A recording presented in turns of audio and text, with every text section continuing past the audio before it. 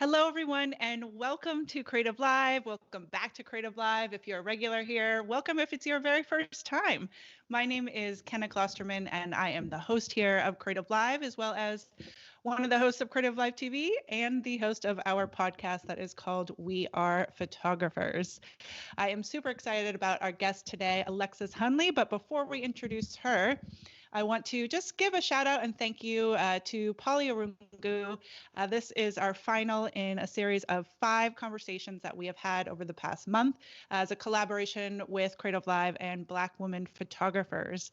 And Polly started Black women photographers back in June of 2020. She recognized a gaping hole in the photography industry for featuring Black women photographers, for hiring Black women photographers, and she decided to do something about it. And she created a website, has built a large community of support, of networking, as well as a database of women non-binary photographers for hire. So after this broadcast, be sure to go check out blackwomenphotographers.com. Also, shout out, she is doing a print sale. She's been doing all of this on the side. She's got a full-time job. And so just please, if you are wanting to support that community, go to blackwomenphotographers.com and check out how you can help. And like I said, and hire. So if you are tuning in, whether that's on Facebook or YouTube, on our channels, or creativelive.com/TV, I would love to give you a shout out. We love to hear where people are tuning in from all over the world. So you can click on the chat icon if you are on Creative Live TV. Let me know where you're tuning in from. And then on the socials, we have got Esperado, California with Lynn, and keep those coming in. All right. So without further ado, I am thrilled to bring on today's guest, Alexis Hunley. And Alexis is a freelance photographer in California, in Los Angeles. She is a self-taught photographer, having only started her photography career just in 2017 and has gone on the fast track from incredibly hard work. She just had her first magazine cover with Essence magazine. We're definitely going to talk about that. But she does beautiful work, whether it is with storytelling, whether it is her commercial work, her editorial work. She started out doing fashion and lifestyle, and there's just a sense of color, beauty, intimacy in all of her style of images. She has been featured in Rolling Stone, the New York Times, New York Magazine, Men's Health, clients such as Airbnb, and we're just excited to have her on. So please give a big round of applause and welcome to Alexis Hunley. Alexis, thank you so much for being here today. Thank you for having me, Kenna. I really appreciate it. Yes, you have been incredibly busy, Alexis. And we were just talking right before going live, and I'm excited to hear that you are going to give yourself a break. Yes. And you have been doing a number of, whether it's podcasts, giving talks, getting featured, all of these things. And so kudos to you. We'll talk a little bit about self-care later, but kudos to you. Thank you. And thank you for joining us as your final podcast of this month. So before we go further, again, now the shout outs are coming in. We have Oklahoma City. We have Bert in Alberta, Canada, Loretta in Long Beach. We have Rema in New Jersey, Jose in Portugal, Wilfred in DC.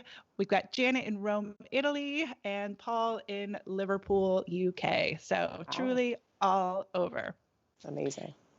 So Alexis, one of the things that I was super excited to see on your Instagram and just in general is your cover of Essence magazine. Yes. First of all, congratulations. Thank you. Being a self-taught photographer, just having started in 2017 and coming to having, working with Kiki Lane and tell us about the experience for you and what it has meant for you personally and professionally. It is still sort of percolating and like settling in, running around like crazy, doing assignments and doing other things. I didn't really have an opportunity to kind of sit with it.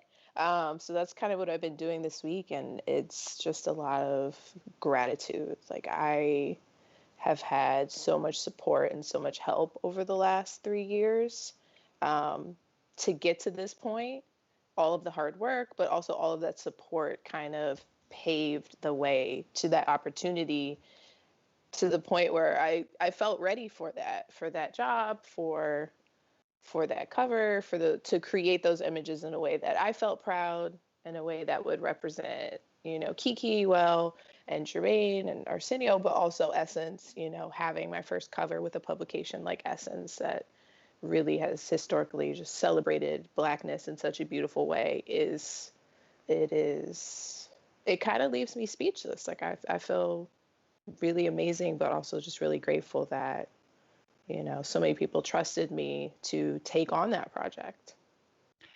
How did it happen? Like for other photographers out there who are like, I want to shoot a cover. I mean, nobody's going to have the same path as you, yeah. But, and not only how did it happen, but like, what is the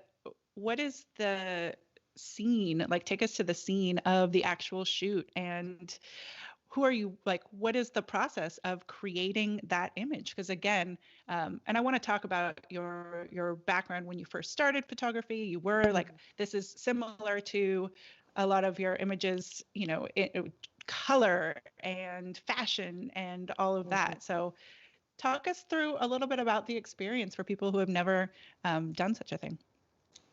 When I think about that, it didn't start that week or that day. It started in 2019 when I was going to New York, like 2 or 3 times a year to try and hustle up portfolio reviews.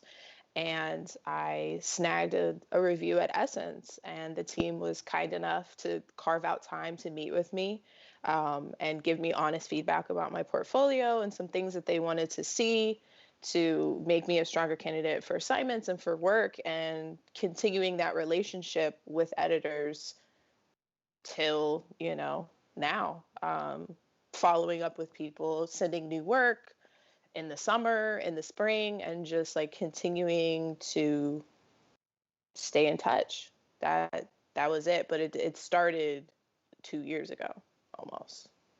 Which is a very important message, to yeah, I mean, talk to me about like, how often do you reach out to an editor, after getting a portfolio review there is a big deal. Were you kind of like relentless in your just in the follow-up, or how does that, like, what's the cadence of that? It's a fine balance. I remember when I first started, I came across, I believe it was an interview that Dana Scruggs did somewhere. She was explaining how her process was consistently, so every month or every other month, sending new work and follow-ups and just being top of mind with different editors that she wanted to work with. And so I ran with that and I took that to heart. And so probably every other month, or like in relation to like having new work, I was following up with people and like, oh, I'll be in New York in a couple weeks, or I'll be in New York, in October. And, I'd love to bring you coffee. I'd love to bring tea. If it's the summer, I'll bring smoothies. And just, if you have 15 minutes, I'd love to learn more about you and your team's work at this publication, but also show you some work that I think might be a good fit. And maybe half of the people responded, sometimes less, sometimes more.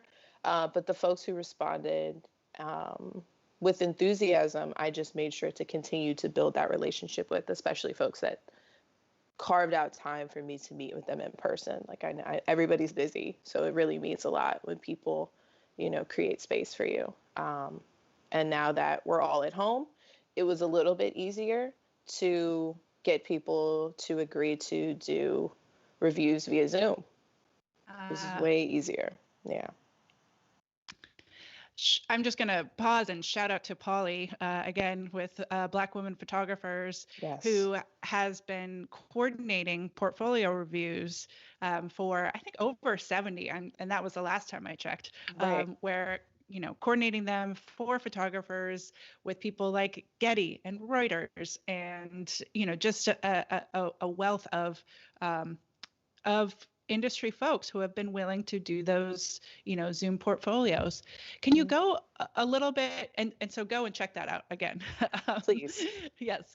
Um, Talk to me about that, the like what you learned, even maybe from that Essence experience of getting that portfolio review. Like, what did you take away from the work that you needed to improve? Because portfolio reviews can be a scary thing, Hmm. but also like so important. Do you remember what feedback you got or what you took away and what you changed? Yeah, I remember feeling really unprepared for that portfolio review, and I never wanted to feel like that again. I had had a crazy day, it was just all over the place.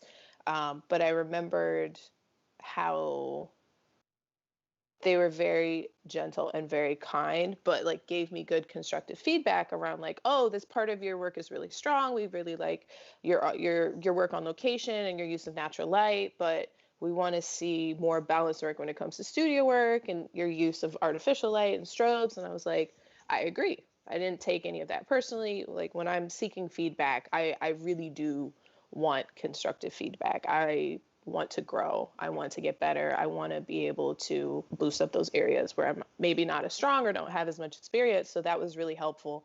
And so I went back to LA and just started to test more on my own with some used strobes that I got and take on more jobs that required me to utilize strobes and different types of artificial light to build up that part of my portfolio. That ended up leading to other work than, to the cover. So yeah, I mean, truly, that you took their advice, ran with it, Yeah. and turned around. And 2 years later, 2 years is a short period of time, especially in a 3 year, or you know what I mean. Like Yeah. it doesn't happen necessarily, Mhm. overnight. And that commitment to learn and grow and do the things you're uncomfortable doing, is what advances you, instead of just saying like, oh, I don't know how to use, you know non natural light. Studio work, I mean, the cover is this beautiful Mhm. studio Thank you. shot.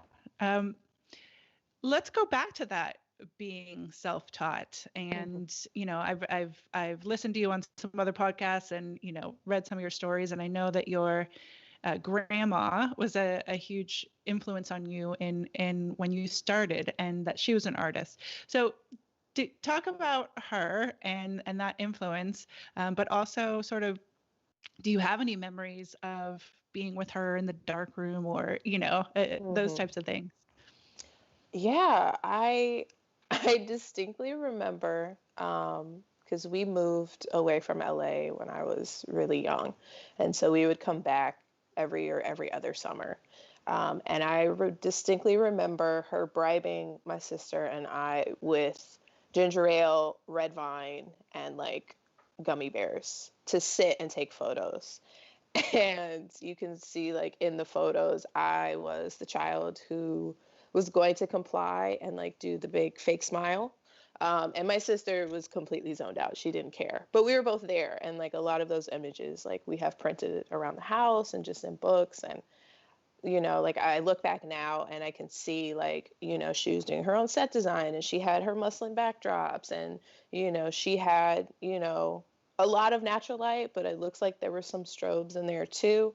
Unfortunately, I think by that point, I was too young to like be to notice like any darkroom activity. But by the time I was older and we were coming to visit, she had moved on to like digital cameras and lots of video recording and things like that. But I always was really impressed by and admired how she would just decide to I'm gonna do this now. Like if a contractor came back with a bid that was too high, she would be like, no. And she'd get a book and she would go lay the tile herself. And she would sell her own curtains and she would just like, I'm going to do this. And she would just do it. And I think that's something that I've carried with me is once I had that realization, like, oh, you can just decide to do things and then do them. That's just kind of how I operate now. It's like, okay, once I've made the decision, I'm willing to put in the work to do it. So then I just can't stop. I just have to do it. What an incredible role model in that sense, because you are then at choice of what you want to make of your life, Yeah. and that, I mean, that just, again, like, I'm sure she is incredibly proud of you, and what a beautiful, legacy for you to continue on. Um, Talk to me about your initial draw to sort of that, your fashion, your color, your draw to that lifestyle. Like, how did that become what you were first drawn to? Such a great question. I've been thinking about that a little bit recently, and I think the fashion element was kind of on accident. It wasn't necessarily intentional.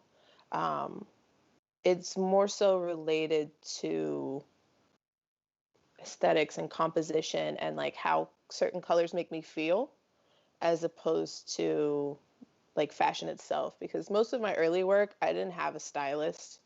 It was just me and my talent, and just be like, hey, what do you have in your closet? Okay, these things work together, these don't, bring these, I'll match you up with this person because we're going to this location and these are the colors that I want, this is the feeling that I want to evoke, as opposed to like we want these labels or these brands or like, these are the styles right now. It was more so related to that, but it all kind of panned out together. And then the lifestyle element is directly tied into like my background in psychology and like sort of documentary work in general. I love people. I love understanding people. I love studying people. It makes it easier for me to understand myself.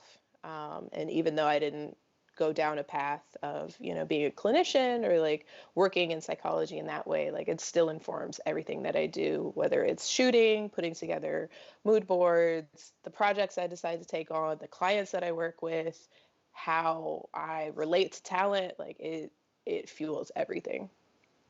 I'm really interested in that because, yeah, I had read that your background was in psychology, and kind of that you combining and thinking about science and art, and just in your, and you add science, art, and then people and connecting to people.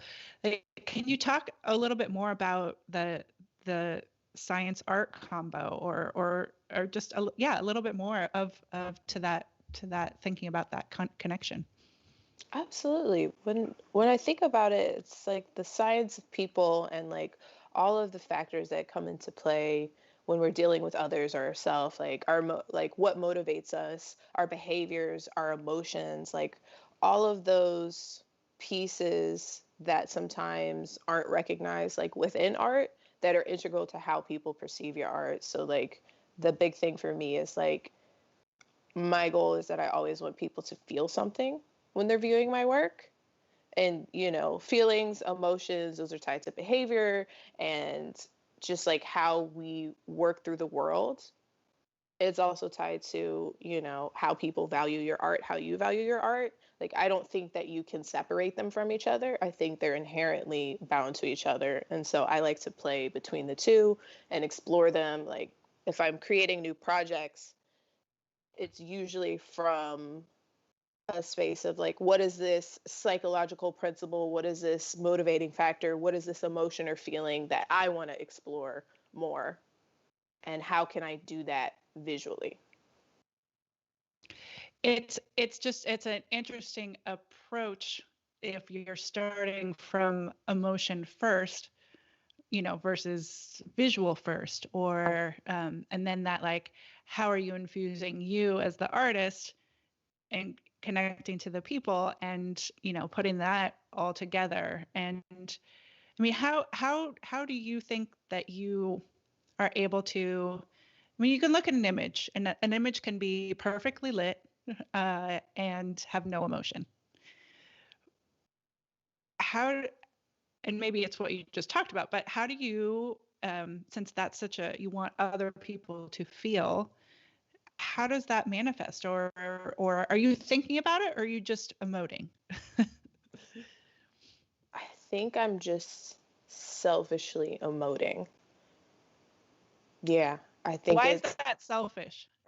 I don't think it's necessarily a bad thing. I think I'm using those projects or those moments or those images to process my own emotions that I can't always put words to. I really struggled as a little kid explaining my feelings, and it drove my mom insane. Like, to this day, it still really frustrates her. But I've started to realize, particularly over the last year, especially with the documentary imagery, in relation to BLM, that I'm creating images that allow me to see my feelings in the real world and capture them and then later process them, because I'm not great at processing things as I'm feeling them. Let's dive into some of that work because again, we've talked about sort of the early work and the most recent work, but I know you had an exhausting and whew, 2020 that is, I'm sure, like you said, and I've heard you say this, that you're still processing, which I know we're all still processing 2020, but especially the length that you went to bring to light what was happening, whether it was COVID or then Black Lives Matter movement and protests and all of that, and to show it in your own way. Mm-hmm. Can you talk to us about your bringing joy into that work? Absolutely. It was really important to me to find a way to show a more balanced view of what was happening, because a lot of the images that were circulating and being published were the typical, there's a cop car on fire, people are looting, people are screaming and yelling, and all of those things, while they might have been factual, didn't paint the full picture. There was a lot of like profound grief and sadness, but there were also a lot of moments of like joy and a strong sense of community and love that I felt like were missing from a lot of the images. And I, all but 3 times that I went out to document were self-assigned. So it gave me the space to explore those moments more, especially the like intimate moments, amongst activists, community members, just my neighbors, people in and about, to show that sort of more nuanced view of what was happening. It was important for me to see as well, because I was starting to be overwhelmed by the same sort of like angry, traumatic images.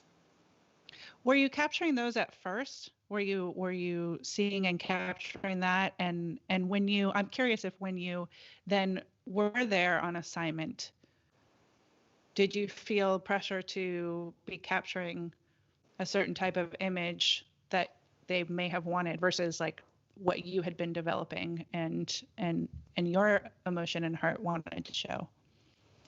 Yeah, I think at first I don't think I was adequately prepared. I mean, Things sort yeah. of, they shifted so quickly. But even when I started to look back at my images at the end of May and the beginning of June, um, it was still very heavily based in like specific feelings that I was noticing, or like within myself, but within other people. But some of the ones that I'm still more drawn to are the more quiet ones. Yeah. When I would take on assignments, I did notice like I was consciously or subconsciously trying to shift to fit more into that idea of what I think a photojournalist should be, and capturing more of like what's happening in a historical context as opposed to like what's being felt.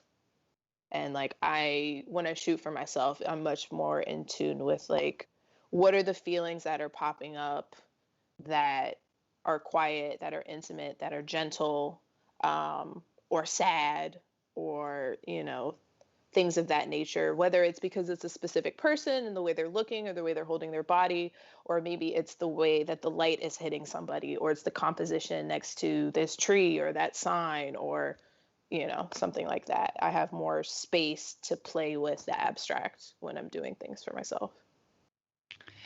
Yeah, and I think it's interesting that you still then when you're it's this like question of are people hiring me for what they've seen, or am I trying to fit into a mold? And I'm sure it's like maybe you're able to capture both, or I imagine that that's just an evolution of figuring out the approach.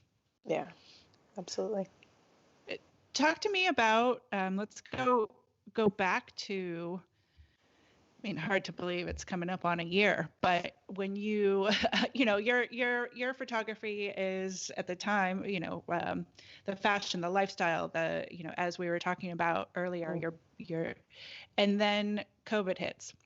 And I've heard you talk about how you started, was that the shift to more documentary style and starting with your family and community, and kind of take us through that first part of shifting a focus to more documentary style?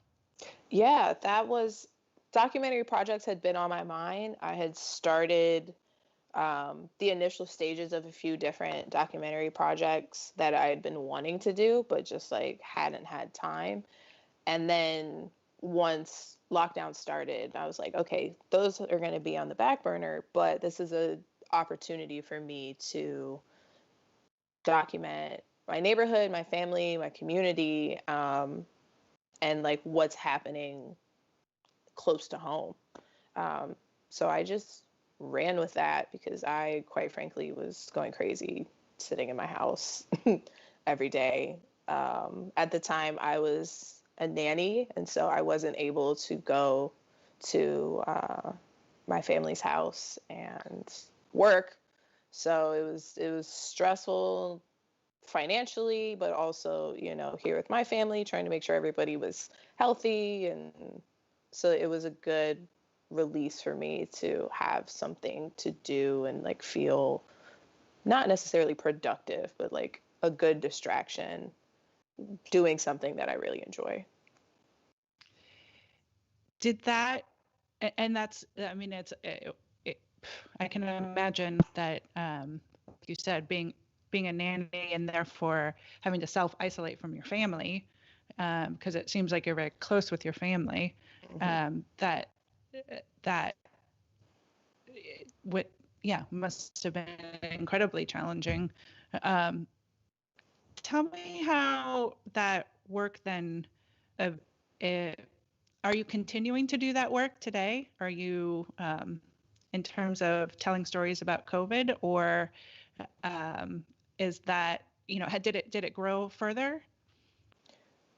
Things definitely shifted very quickly once the like BLM protest started, but I've taken on assignments to do work around COVID in my neighborhood, and haven't experienced those same sort of like internal limitations around how to document it. But because I'm not, the way things are moving in LA in terms of the vaccine rollout and everything like that, I feel like there's still space and time for me, especially as we come up on 1 year, to come back to my neighbors who had their first child during lockdown in April, and like, my grandfather passed at the end of March, and like going back and like looking at, thank you, like how to document like where my family is now, and like, the rest of my neighbors who've received job and lost jobs. Other neighbors have lost family members. I think that's part of one of the things that I'll be exploring as I get ready to take my break, is like, how do I circle back to that? What does that look like? Are there ways that I can shift? Do I want to, expand it? Are there other people I want to include? Things like that. So I'm sure, I know you've talked about this probably a lot through the year, but I think it's still important to, talk about your coverage of Black Lives Matter movement and how, just what you have taken away from that now. A couple of things in terms of, I've heard you talk about the getting an Adobe Creative Residency Community Fund to sort of start to support that, to get PPE, that, and just having the sort of network of support around you. But how did you navigate? I know that's kind of a big question, but it's how did you navigate? As best as I could. So the Adobe Community Residency, like the Community Fund, was a huge part of that, financially, and then, support in terms of PPE, reaching out to my mentors. But one of the biggest things that like has sustained me even now is like the community amongst other Black photographers that started and has continued through today, especially folks like Polly. Polly is a huge part of that. Dee Dwyer, a huge part of that. I talk to them at least once a week, and the friendship and the support that has been extended amongst us, but even amongst other photographers, has been what carried me through, because there's a lot of pieces that are hard to digest and then also explain to other people who aren't doing the same work. Even to my family, they don't necessarily understand some of the things that come up, if it's a frustration with like a negotiation with a client, or just like trying to process the fact that like I was having nightmares about helicopters for like 2 weeks. Being able to reach out to my peers has been the greatest gift. You recently, I saw you, write about, again, just processing feelings that have, come about, just that have come about through doing all this work as a Black photographer, being there, Black female photographer. Can you take us through an experience where you're you realize sort of what situation you were in because of being Black woman, but having a camera there, and how does that aspect change the way that you were able to tell stories? That's a great question. I think 2 examples come up, and they're very different. The first one that I think of is I was at a protest in Leimert Park, which is down the street from my house. And it was particularly special to me because the majority of the protests in LA are intentionally placed in non-Black neighborhoods. And so this was one of the few that was here, and filled with, people I see at the grocery store, neighbors, friends, and it was majority Black people.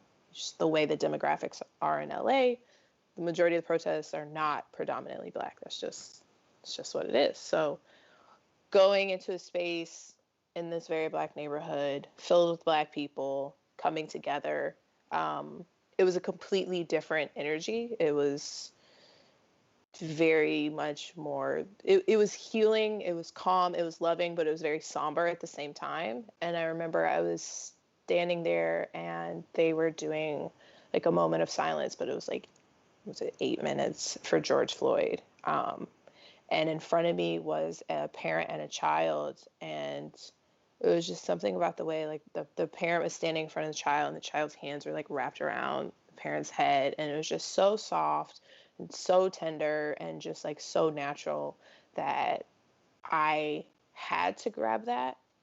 But I also really struggled to not just break down at the same time. Like so many of the other protests, there was that tension and that anxiety and that fear because of the violence that was happening.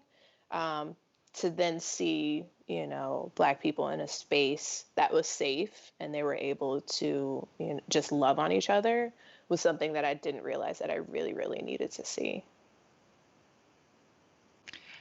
And I've seen that image and I can visualize it. And it again, like going back to talking about earlier about your focus and seeing on emotion, but also intimacy. And I was looking through and seeing your series that you've done on personal projects on love, intimacy, love outside of romantic relationships. Can you talk to me about that body of work and how you've approached it, or what it's what it's about? Are you continuing that work as well? Absolutely. That project has been on my mind a lot lately, and has revived itself, especially since, we've been in this pandemic and had limitations about how physically intimate we can be with other people. And I realized that I really want to expand that project, and it's continuing to shift as we move along. Originally, it was focused on, intimacy and love outside of the confines of like, traditional romantic relationships within the context of like queer friendships, queer relationships, the queer community. And as I started shooting like through the protests, I noticed a lot of those images were still in that same vein, but it was parents and children, it was strangers, it was, community leaders and neighbors. And so I haven't decided if I want to split them and explore them as two separate projects or merge them into like a wider project that looks at it, outside of just like queer relationships, but just like people in general. Because it's something that's been on my mind for quite a few years. I've always filled my needs for physical intimacy outside of the confines of romantic relationships. My friendships keep me alive. And so as soon as the pandemic hit, I knew that this was going to be a topic of conversation as people were deprived of those, opportunities. And so it's still something that I have to flesh out in my head and how I want to do it visually, because now, I have more opportunities. My skills have progressed. I want to really take my time, and it's not a project that I see myself ever really stopping. It's one that'll always continue. I think, yeah, I mean, I still feel I live by myself, and it's like all you want to do is you're like, when am I going to get a hug, my next hug? Yes. Like, Yes.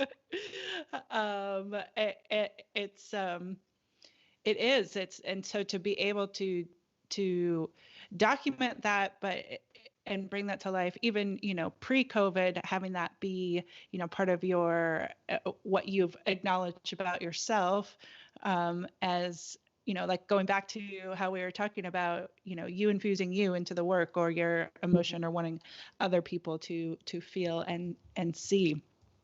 I'm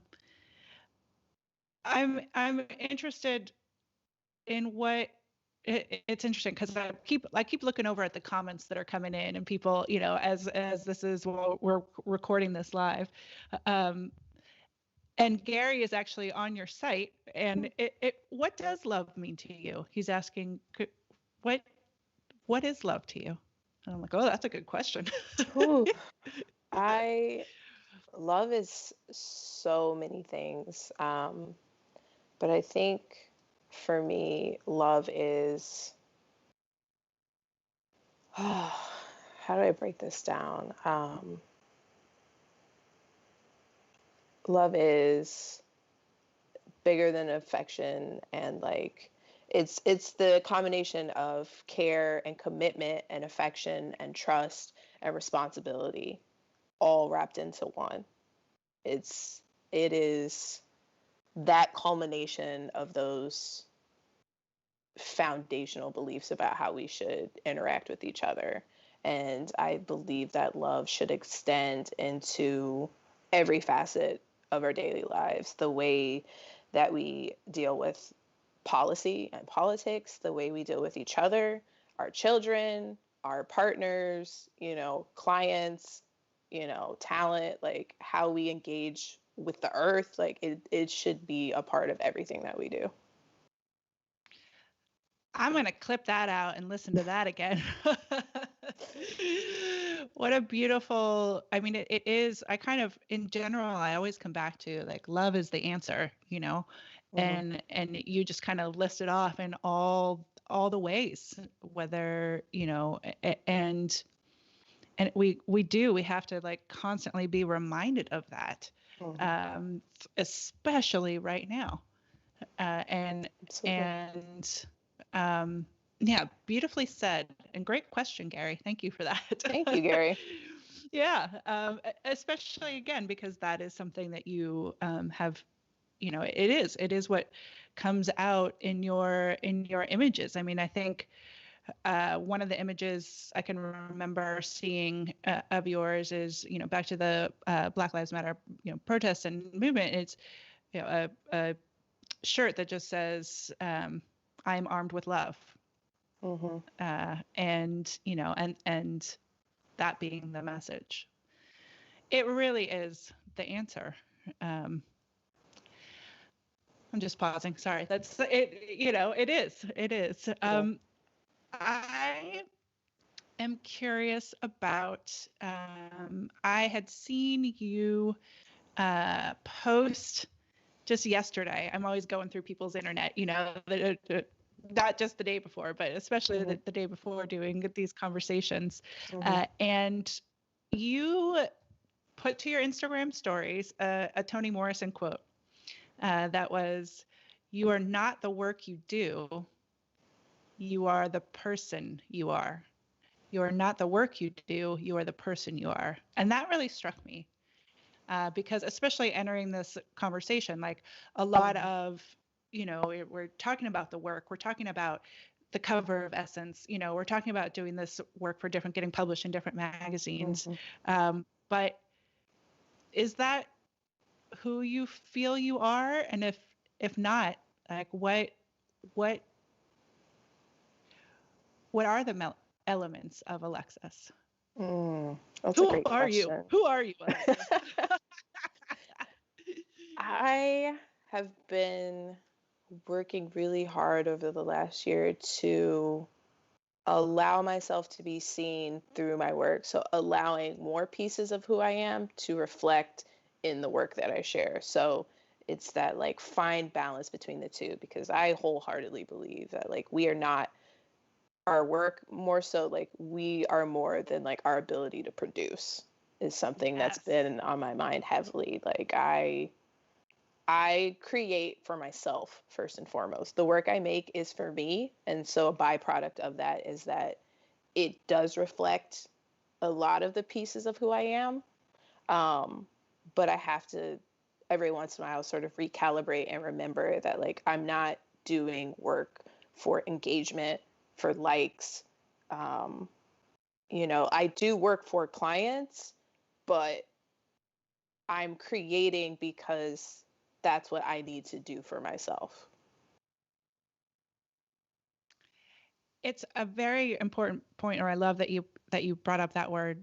um, to be productive is Mhm. not who we are. Yeah. Because I feel like especially in the United States, in this society, Hmm. is a huge um, emphasis on, the first question that people ask often when you meet them is, what do you do? Yeah. As if that's who we are. Right. And you go and travel to a lot of places in the world, and that is not the first question people ask you. Yeah.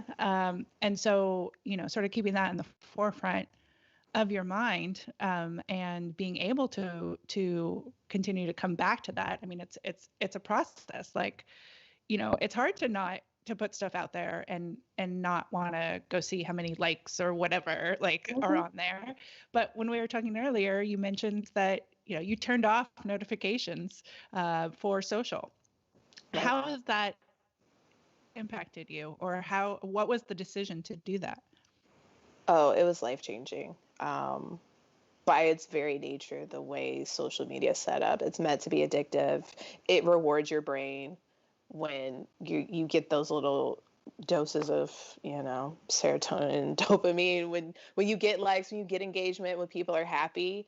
And then if it drops, especially like due to the way the algorithm works or whatever happens, that plummets. And so I didn't want to ride that emotional roller coaster. I don't need that anxiety or those problems. And so it has done wonders for me to just go into Instagram when I'm in there, post what I need to post, and leave. Same thing with Twitter, TikTok, all of it. It's just do what I need to do and get out.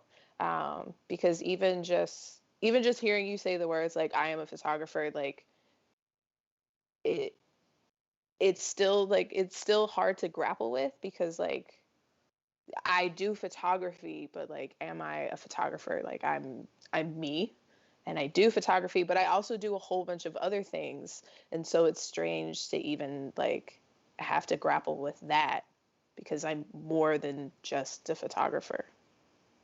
Let's talk about some of the other things. What else does Lexi? What are the other pieces of? Sorry, I said Lexi, but because I see people call you that some of the times. Is that like a friends and family name, or? Yeah, but it's fine. Okay. Yeah. What are the other pieces? I How do you when like to I spend your time? currently napping. Yes. That's what it's been. Or like I'll just go sit in the backyard in the sun. That's been another thing. But when I graduated college, and realized I didn't want to be a clinician, I went and I was a bartender for a couple weeks. I, really enjoy cooking. I went to cooking school for a little bit. I love to travel. I like animals. Like let's talk about space or aliens. Like there's so many other things. I really love film, and like I'm not a cinephile, but like I want to produce like motion projects and just like explore everything possible. Anything that catches my interest, I want to at least scratch the surface in some way. So I'm looking forward to creating space to do all of those things at some point. Creating space to explore space and alien. I love it. Yes. um, what I want to talk a little bit more about some of those other things, because I think it's a really important point that you just made in terms of, okay, photography is your profession, and then a lot of people, whether it's their profession or not, this is Mm-hmm. probably the majority of people, it's not, it's their maybe their passion or whatever. So it's like it's it's this balance of, like being proud to call yourself a photographer, and whether it's your profession or not, but also recognizing that that's just a piece of your creative outlet and path. and Mm-hmm. and I, I'm curious, you said that you create for yourself, and yes, you have clients, create for yourself. Would you still create photography? This is a question that somebody asked me several years ago, and I bring it up every now and again because I think it's really interesting. Your psychology background. Um, would you create images if nobody was ever going to see them? That's what I was doing prior. I've always had a camera.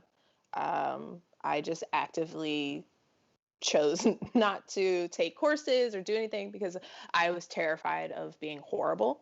I was good at other things and like wasn't ready to branch out and try something new. But I always had a camera, was always taking pictures, used to make like small movies with my sister when we were kids. And if everybody forgot about me tomorrow, I would still be creating images. Like photography is my career, but I also really love it. It is also a passion, and it is something that I would do for free for myself. Good point. Good point there. I actually, and that's the same answer that I have, and I found it very curious that Hmm. the person who asked me this question, his answer was no, I wouldn't create photos if no one was going to see them because it's part of it, or that's, and I was like, oh, but like sometimes I go on a trip and it's how I experience the world, Right. and it's part of my experience. And Hmm. then sometimes, yeah, I don't even, do anything with the images, and that's okay with me. But it took That, me a yeah. long time. It took me a long time to be okay with that being okay. Mm. Um, and Interesting. so, yeah, yeah. So I love that that is, and it's okay if other people, whatever other people's, answers are to that question. Yeah. But I think it's an interesting one to kind of frame up what your intention is, Mm. because yeah, I mean, doing things with intention, whatever it is, um, it's an interesting question. But I wanted to go back to the, you said do it for free for myself. I know that you have been vocal as well in terms of helping get educating people on valuing their work, getting paid. Again, like coming back around to Black Lives Matters movement hits. A lot of people are looking for, press and whatever, looking for images, and a lot of photographers out there trying to figure out like, well, how do I get paid? How much? Like all these things. Talk to me about your journey with that, and then how you've been able to help others, or what some of those resources were to to get paid. Yeah, so that started a long time ago. That began prior to photography when I was learning how to navigate like different types of workspaces, corporate workspaces, but also like a year prior to starting photography, my sister and a friend and I were like, we're going to start an app. And we developed our own company. We put everything together, business plan, and, going through that process and those exercises helped me develop a different set of business skills that I hadn't had before. And even though we shuttered that company and that didn't work out, like I brought along all of those practices and those lessons with me when I started photography because it is a business. The creative aspect is important, but like the majority of my time is spent doing bookkeeping and reading contracts and budgeting and invoicing. So without that solid foundation, like I would have been sort of floating in the wind. And even though I didn't have the answers when I started, I knew that those were questions that I needed to be asking. And so when I was reaching out to people and seeking out mentors and just like looking for support, I was generally looking for support when it came to the business side. Like, okay, there's no standard rates really, but like continuing to ask people, that I trusted for help, like, hey, they're offering this. Does this sound fair and equitable? These terms, what's work for hire? Like getting a better understanding and sort of trying to educate myself so that I was being treated and compensated fairly was huge. And so by the time we reached last summer, I had a better idea, but there were still holes because like, I'm not trained as a photojournalist. I hadn't been in that space, and so I still had questions, or like as more commercial work came up, reaching out to folks like, hey, they want this and this. Does this sound okay? How do I respond? And like building that foundation so that I could negotiate from, a space that made sense. It was important to me to pull up as many of my peers as possible and try and get them up to speed as quickly as possible, because it hurts all of us, not just like other Black photographers. It hurts everybody in the photo community when people, you know, take rates that are way too low, or take on work for free, or agree to ridiculous terms and things like that. So there's no reason that we all can't be treated fairly. There's no reason that we can't be compensated fairly, especially from larger brands. Like, there's plenty of money. It's just a matter of knowing your worth and having the support and the confidence to ask for it and say no when you're not receiving it. Going back to your grandmother, what was your grandmother's name? Geraldine. Geraldine. Going back to Geraldine, and nope, that bid's too high. I'm gonna figure out another solution. Correct. And have you said no to projects that you're like, mm-mm? Absolutely. Yeah, I had a couple inquiries in the last week asking me to take on work for free without a budget. There's this idea that if something is digital, it doesn't require compensation, even though we are all digital. Print is what it is. And so, I have my template that I put on Instagram. I use it. I copy and paste it, and I put in the necessary information, and I just don't take it personal. It's not about me. Businesses have bottom lines.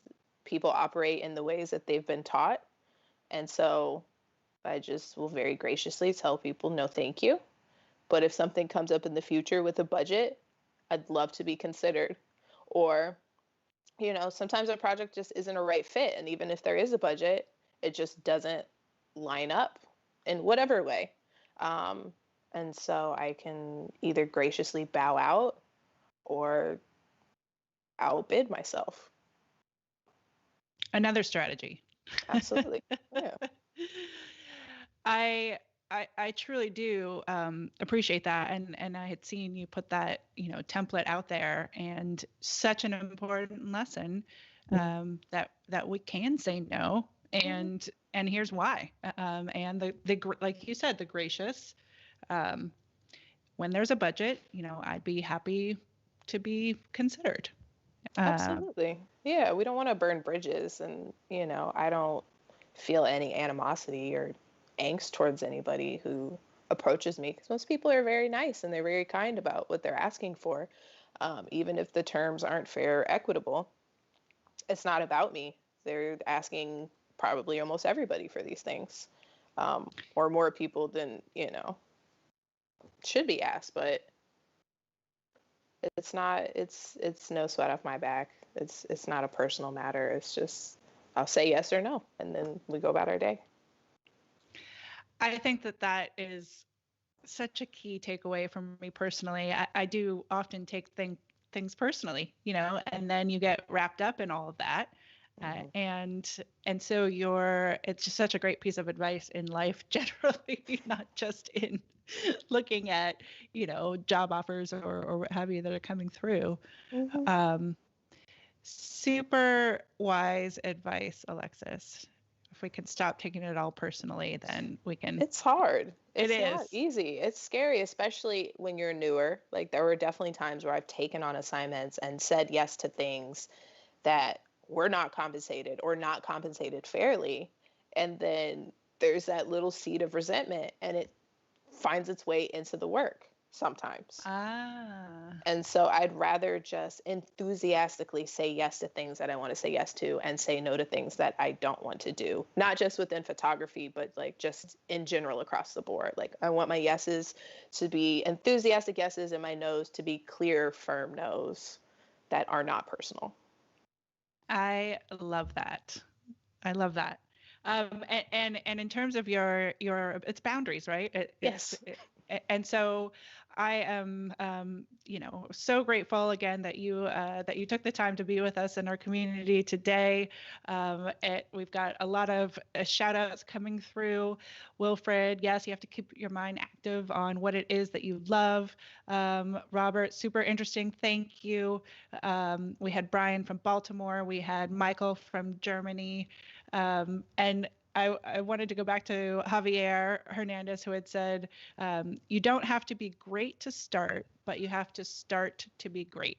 Right. And that being one of his takeaways as well. I'm excited for you to be able to give yourself that well-deserved and needed break over the next few weeks, and excited to continue to follow everything that you do that hasn't even come out yet.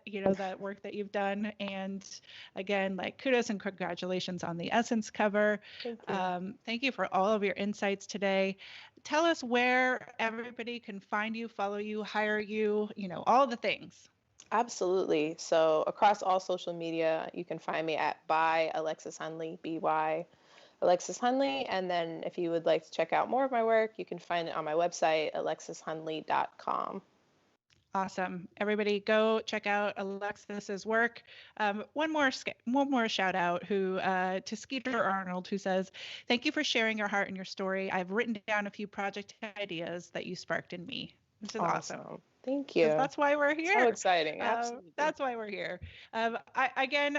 Thank you, Alexis. I want to give another shout out to Polly Arungu, Black Women Photographers. Thank you, Polly, for collaborating with us all month long, taking over the We Are Photographers podcast.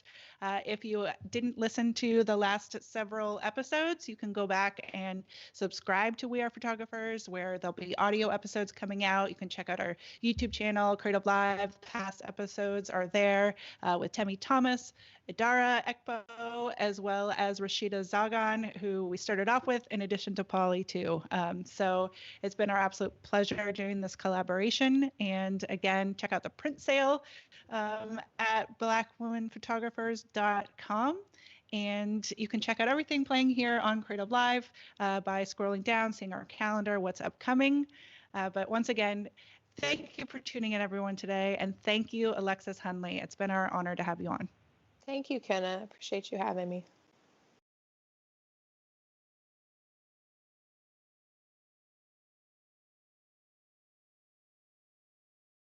Pursuing creativity is arguably the most practical thing that you can do.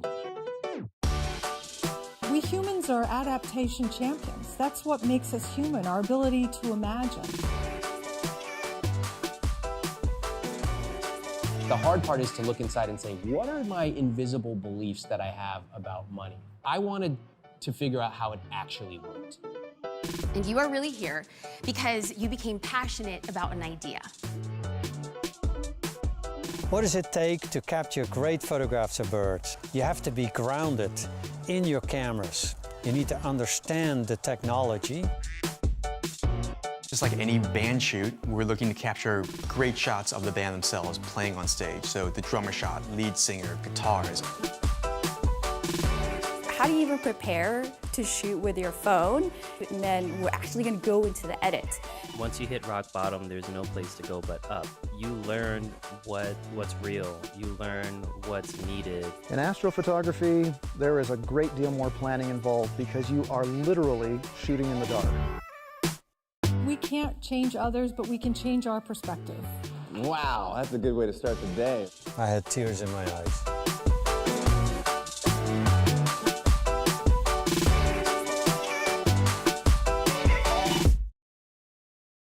Hey guys, what's up? It's Chase Jarvis, founder and CEO of CreativeLive.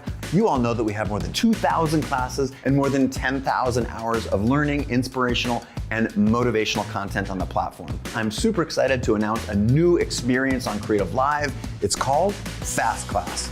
You've told us that you're busy and sometimes it's hard to dive into a full class from start to finish.